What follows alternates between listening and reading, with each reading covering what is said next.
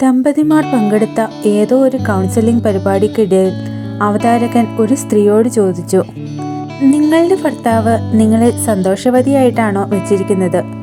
നിങ്ങൾ സന്തുഷ്ടയാണോ?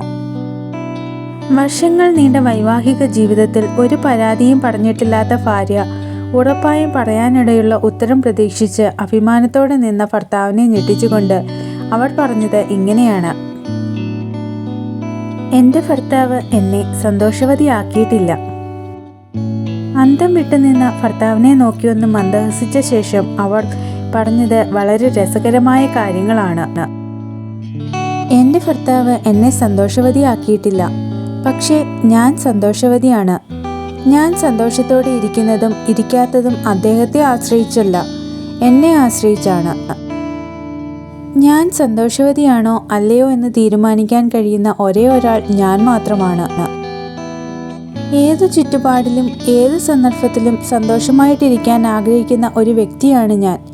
പക്ഷേ മറ്റൊരാളെയോ ചുറ്റുപാടിനെയോ ആശ്രയിച്ചാണ് എൻ്റെ സന്തോഷമെങ്കിൽ ഞാൻ ആകെ വിഷമത്തിലായേനെ. ജീവിതത്തിൽ എല്ലാം മാറിക്കൊണ്ടിരിക്കും. ചുറ്റും കാണുന്ന മനുഷ്യർ, ധനം, കാലാവസ്ഥ, എൻ്റെ മേലുദ്യോഗസ്ഥർ, സഹപ്രവർത്തകർ, അയൽക്കാർ, സുഖം, അസുഖം, മാനസികവും ശാരീരികവുമായ ആരോഗ്യം, അങ്ങനെ എത്രയോ കാര്യങ്ങൾ. ഇതിൽ എന്തൊക്കെ മാറിയാലും ഞാൻ ഹാപ്പിയായിട്ടിരിക്കാൻ തീരുമാനിക്കണം. പണം ഉണ്ടെങ്കിലും ഹാപ്പി, ഇല്ലെങ്കിലും ഹാപ്പി. വീട്ടിൽ ആരെങ്കിലും ഉണ്ടെങ്കിലും ഹാപ്പി, ഒറ്റയ്ക്കാണെങ്കിലും ഹാപ്പി. കല്യാണം കഴിയും മുമ്പേ ഞാൻ ഹാപ്പിയായിരുന്നു, കല്യാണം കഴിഞ്ഞപ്പോഴും ഹാപ്പി.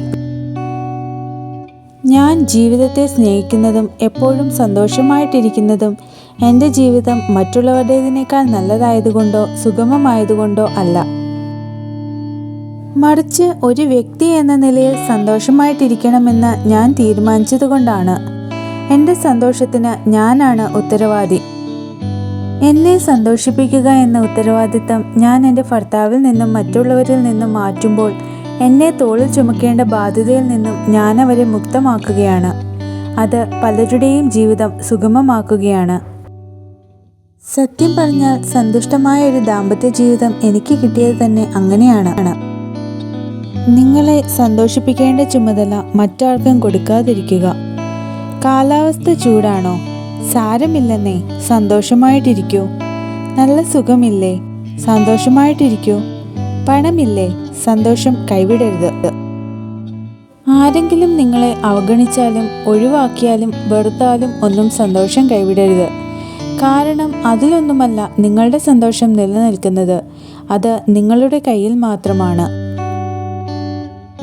ഏതു ചുറ്റുപാടിലും ഏതു സാഹചര്യത്തിലും ഞാൻ സന്തോഷത്തോടെ ഇരിക്കുമെന്ന് തീരുമാനിച്ചാൽ നിങ്ങളെ വിഷമിപ്പിക്കാൻ ഒന്നിനും ഒരാൾക്കും സാധിക്കില്ല.